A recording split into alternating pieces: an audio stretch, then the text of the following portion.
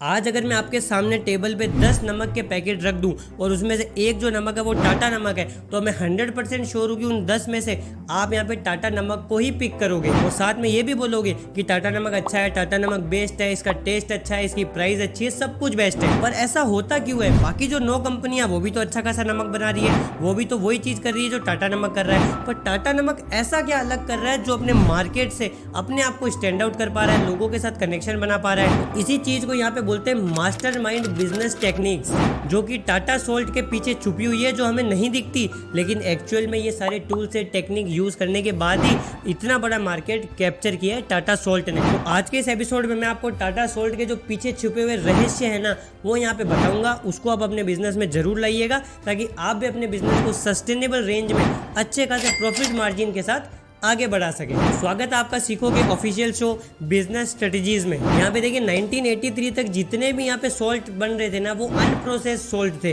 तो यहाँ पे टाटा ने सोचा क्यों ना हम यहाँ पे प्रोसेस करके प्रॉपर पैकेजिंग के साथ अपने सोल्ट को यहाँ पे मार्केट में लॉन्च करके देखें, क्योंकि अनप्रोसेस सोल्ट और प्रोसेस सोल्ट में बहुत ज्यादा फर्क होता है। क्योंकि अनप्रोसेस जो सोल्ट होता है ना, उसमें इंप्योरिटीज होती है, उसमें डस्ट होते हैं, उसमें बैक्टीरिया का भी डर होता है। तो ये सारी चीजें प्रोसेस होने के बाद में सब सॉर्ट आउट हो जाता है और हमें प्योर यहाँ पे सोल्ट मिलता है। साथ ही में जो बाकी अदर कंपनीज थी ना, वो यहाँ पे सॉल्ट वर्ड का यूज कर रही थी। जैसे फॉर एग्जांपल मेरा नाम अंकित है, अगर कोई कंपनी सॉल्ट बना दिए तो अंकित सॉल्ट बना दिया, किसी ने अंकिता सॉल्ट बना दिया, प्रिया सॉल्ट बना दिया। तो यहाँ पे इन्होंने सोचा कि नहीं यार, हम यहाँ पे नमक वर्ड का यूज करेंगे, क्योंकि इंडियन जो ऑडियंस है वो ज्यादा हिंदी में बिलीव करती है और हमारी जो लैंग्वेज है वो कहीं ना कहीं हिंदी के साथ हम कनेक्ट ज्यादा कर पाते हैं। तो उन्होंने यहाँ पे यूज किया नमक वर्ड को। आपको एक चीज बताऊं, बिजनेस में ये जो छोटे छोटे चेंज होते हैं ना, सोल्ट को नमक बोल दिया, उससे भी यहाँ पे उनकी जो सेल है ना वो बहुत ज्यादा बढ़ जाती है, क्योंकि वहां पे एक कनेक्शन बन जाता है, वहां पे एक इमोशन के साथ हम कनेक्ट हो पाते हैं। जब तक आप बिजनेस को लेके अपने इमोशन उसमें नहीं डालोगे, लोगों के साथ ये सोचोगे कि ये लो मेरा प्रोडक्ट कैसे भी बेच दूं,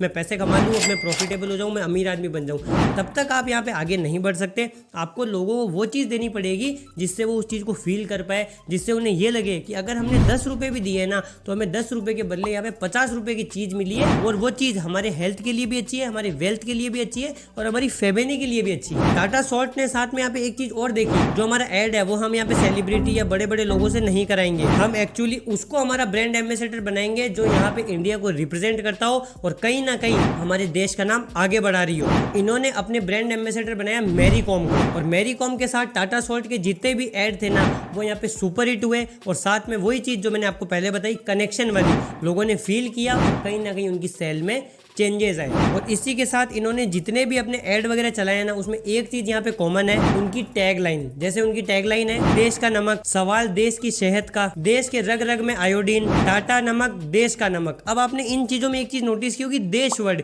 तो देश वर्ड इन्होंने यहाँ पे नेशनलिज्म को सपोर्ट किया है, जिससे सबको ये लगता है कि ये तो हमारा नमक है, हमारे देश का नमक है, हम इसको लेंगे क्योंकि इसका पैसा हमारे देश में ही यूज होने वाला है। तो ये चीजें शायद आपको छोटी लग रही होगी कि नमक को सोल्ट बोल दिया, देश वर्ड यूज कर दिया, इससे क्या होगा, लेकिन इससे बहुत बड़ा चेंज आता है और बहुत सारी पॉजिटिव चीजें यहाँ पे होने लगती है। और टाटा सोल्ट को तो यही चाहिए कि हमें पॉजिटिव चीजें दिखानी है, अपने बिजनेस को आगे बढ़ाना है और कहीं ना कहीं पूरा मार्केट कैप्चर करना है। आपको भी शायद ये टाटा सोल्ट की कहानी सुन के अच्छा लगा होगा। तो आपको ये जो टेक्निक्स इन्होंने यूज की ना, आप थोड़ा सा बैठ के देखिए कि आप अपने बिजनेस में, अपने स्टार्टअप में कौन सी गलती कर रहे हो या क्या चीज इंक्लूड नहीं कर रहे हो, जिससे आपका बिजनेस उतनी ग्रोथ नहीं ले पा रहा है। तो आपको भी कोशिश करनी है ज्यादा से ज्यादा एड कैंपेन चलाने, ज्यादा से ज्यादा अपने बिजनेस की टैगलाइंस यहाँ पे इंट्रोड्यूस करनी है। आप एआई वगैरह का भी यूज कर सकते हो या सेल्फ भी आप खुद बना सकते हो। तो कोई भी चीज अगर आपके सामने आपको लग रहा है कि ये चीज गलत हो रही है, तो उस चीज को आप पॉजिटिव में लेके अपने बिजनेस को आगे बढ़ा सकते हो। अगर आपके दिमाग में कोई बिजनेस का आइडिया नहीं है, तो जैसे सोल्ट वाले में अनप्रोसेस सोल्ट बिक रहा था पहले,